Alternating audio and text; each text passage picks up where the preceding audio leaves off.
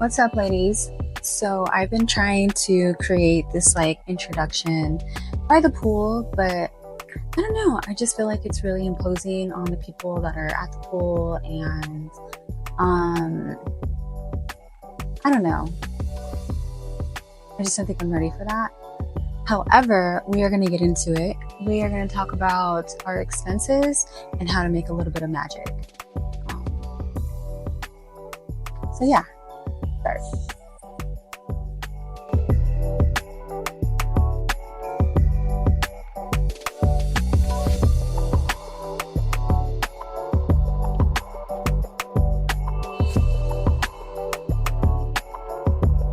Okay, ladies, so this is part 4, and we are looking at expenses, and we're going to create a little bit of magic.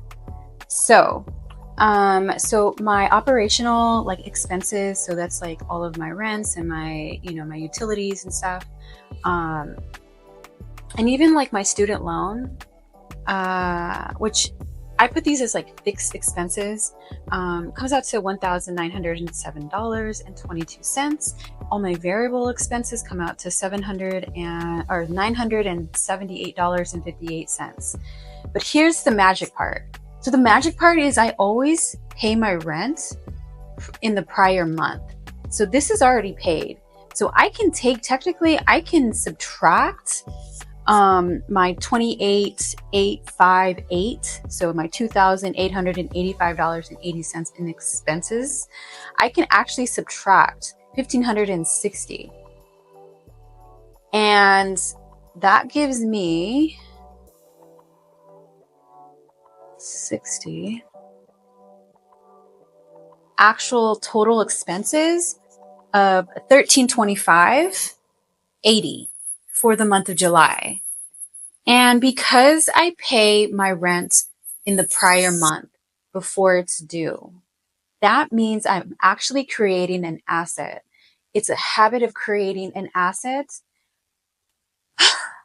And when we can utilize that habit, when we can utilize the asset that we're creating every single month, which is called prepaid rent, is if I wanted to go to the bank and get a personal loan, and they said, okay, let me have your balance sheet. I need to verify if you can afford this loan.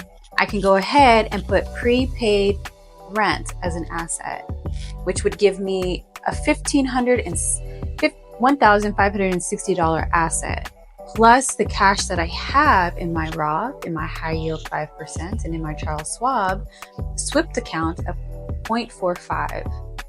So even if I were to get an IUL, that's another asset as well, but only the cash value is the asset. The contingent asset would be the amount of the policy. So let's say you get $1 million policy, a $500,000 policy. That is your contingent asset. You can't really liquefy that, but you can put it in a footnote in your personal balance sheet, and say I have a contingent asset of blank amounts, and that kind of showcases that there's a future asset that can be liquidated. And so just even having that simple basic habit of, you know what, I'm going to prepay my rents by 5 days, by 3 days, by even a single day. It's a good habit because you're getting your mindset, you're getting your financial habits in order to create real assets. And that's essentially what we want to do. And that's essentially the fruit of our intentions. So we know these are all of our intentions, right? This is all of my intentions. I want to hold peace and learn how to learn how a person operates prior to committing myself to a friendship, a romance, a business partner. That's what I want to do. Hold peace and learn how a person operates. I think that's very important for me in this next stage of my life, in this next quarter, in this next month. And that's for July and going into August. I want to be able to review multiple positive solutions. Here's multiple positive solutions, plus creating a prepaid asset. That's being able to review multiple positive solutions. I want to stay committed. I want this to be clear. I want to stay committed to what I'm seeing. I have not door dashed. I've stayed committed to this limitation that I put on myself. I can promote, sell, and earn. I can become a more skilled person. I want to be valued. I want to be heard. I want to be supportive. And I want to hold peace and eye contact. And from that was the fruit of hold peace and learn how a person operates prior to committing myself to a friendship, romance, or business partner. And my emotional process is here. Consistency, try, and effort. Understanding that and knowing where I am. Consistency is something that we have every single day. I feel like it's our try and our effort when we have a little bit of difficulty to maintain or to acknowledge and discern that this is where we really are. Try and effort. Consistency is every day. And I want to hold a new value. Things I'd like to do for myself is hold a new value. Their pain is not my purpose. So a lot of time people will treat me like shit. I'm just going to say it out like that. And it's up to me and how I respond. And I can see where the lack is. And all I want to do is give encouragement. A, because it makes me feel better about the situation. And B, because I'm being supportive. When somebody's doing something wrong, I want to encourage them to do right, to remind them that they're not that. They come from love. They come from, a different place than where they come from a place of power, not from a place of powerlessness. But I get in a habit where then I become highly accepting to people's pain. And, people have got to learn their own lessons. And, it says nowhere that my purpose is somebody else's pain in the Bible. So I definitely want to remind that to myself, and then more travel and take vacations with my family.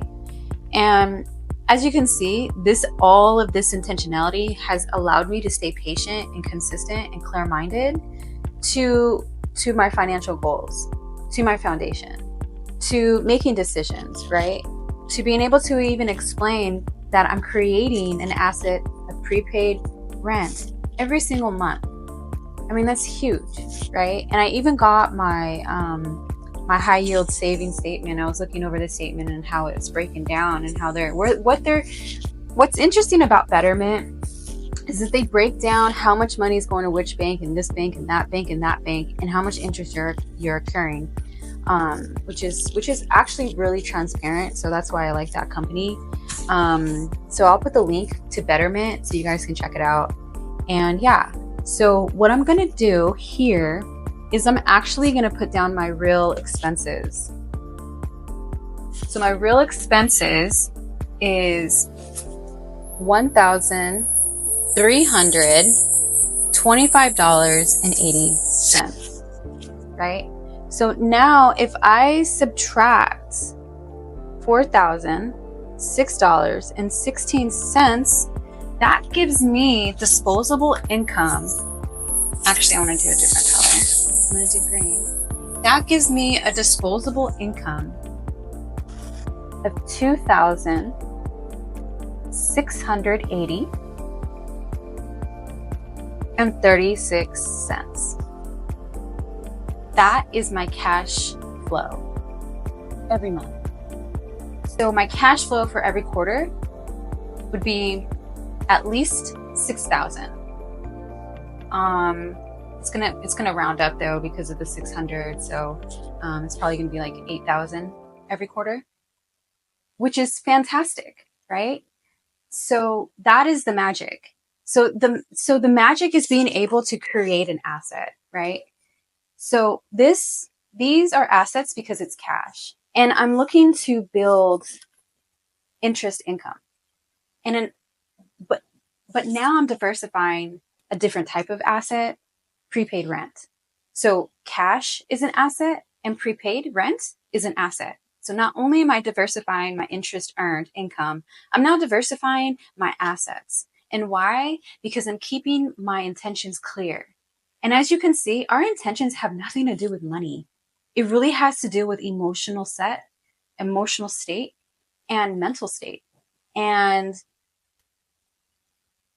I mean, vacation, I guess you can say that has to do with money.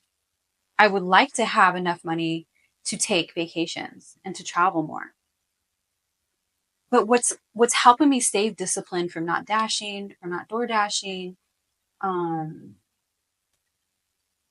are my intentions, my positive thoughts. And ladies and gentlemen, that's the magic. So um let's see. So remember, if you are paying your rent prior before the first, or usually it's the first, for a lot of like property management companies, if you're paying your rent before the first, you are putting yourself in such a position to create more assets, to create more income. And I celebrate you guys. And remember, prepaid rent is an asset. So good job to you ladies. And remember, look at your high yield savings accounts, look at your sweet savings accounts, and look at your Roths. Add up the interest rates and know that the money that you're putting into those accounts is called a diversified portfolio. So if you created yourself a diversified earned interest opportunity. Okay, so this is where we are. The next video, we're going to showcase what we're going to do exactly with that $2,680.36.